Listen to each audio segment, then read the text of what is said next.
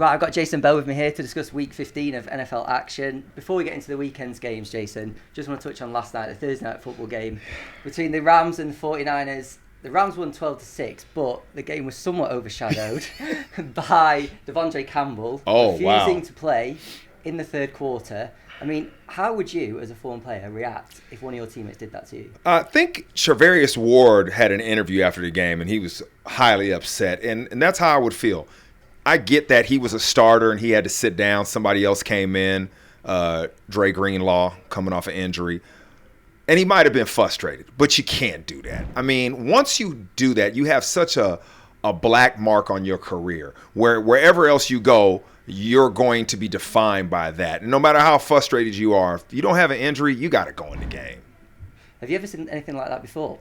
I've seen it happen before, but I haven't been on a team where that's happened. But I've seen other teams do that, and I've heard of situations like that. And usually it's out of frustration. Players are just upset at their role or the circumstance or the situation, whatever it might be.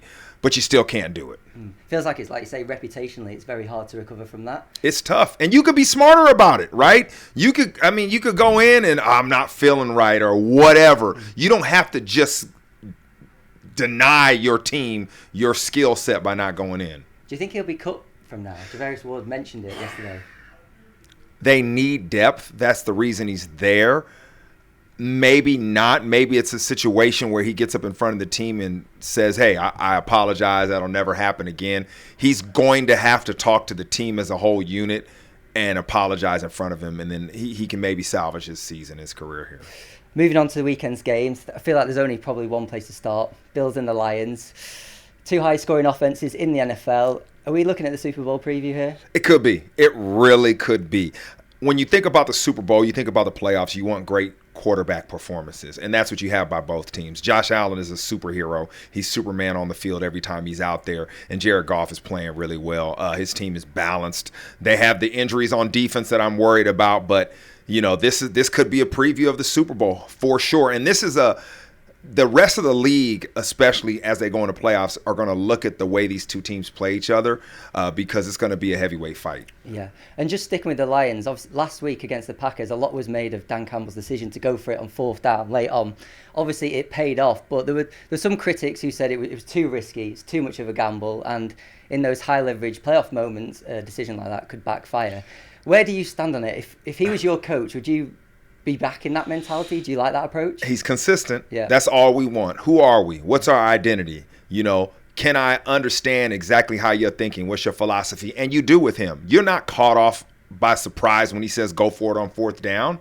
That is what you are, who you are. It defines you. So you got to keep rolling with it, man. You can't second guess yourself, because if you do that as a head coach, we'll do that as players. Yeah. Am I right in saying that you played against Dan Campbell? I did.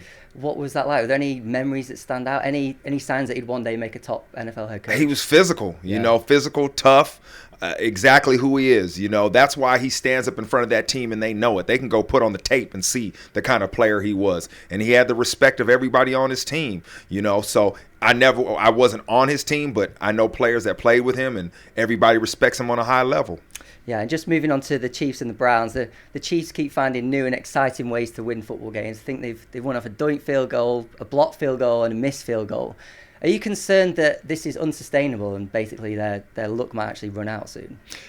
There's so much parity in the NFL, it's hard to win. So if you are winning games, my only concern is for your opponent, because you can find a way each week, and that's what they do. We criticize them because they're supposed to be high-flying. They got Patrick Mahomes. They got all the attention, but it's hard to win in this league, and every game is unique, and you have to find your way through that. You have to navigate your way through that, and they do it each and every week. This is why this team is dangerous, because we know that's what happens in the playoffs. It's a matchup league. Can you find a way to win that game? That's all that matters. They're not playing well, like you say, but they are winning.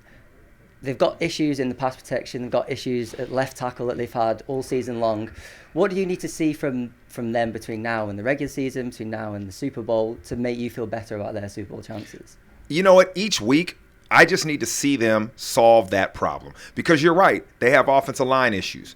But how do you go about that each week? How do you protect these people? It's going to be different based on your opponent you're playing. So I have a lot of faith in this coaching staff, Andy Reid, and his ability to navigate that. That's the key. You know, if they keep winning, how do they protect their flaws? Because everybody has them. And when you have a quarterback that can get hot in the playoffs like he did last year, that's all that has to happen. Patrick Mahomes took over in the playoffs last year. If they do that again, how will they not be in the Super Bowl? Yeah. And Jets-Jags, maybe not the most exciting high-stakes game, but the Jets are officially out of playoff contention. Their playoff drought is now 14 years, the longest in American sports. The Aaron Rodgers experiment has failed. I think we can say that. Can you envision a world where he retires at the end of the season? And if not, which team do you think he'll be suiting up for next year? I don't think he retires, and that's why this game is dangerous, because he's going to play hard. He's playing for his next team. There are a few teams that need quarterbacks, right? There are teams that are going to go young and draft, but there are teams that need a starter for 1 or 2 years. So, I mean, think about the Raiders. That would be crazy, but, you know, they could get the first pick. They could get a quarterback, but whatever. He has the opportunity to go somewhere, but now he has to showcase that to the rest of the NFL world that he still has it. So, for him, he's on display right now for his next job. And last one before we get you out of here, Ravens and the Giants.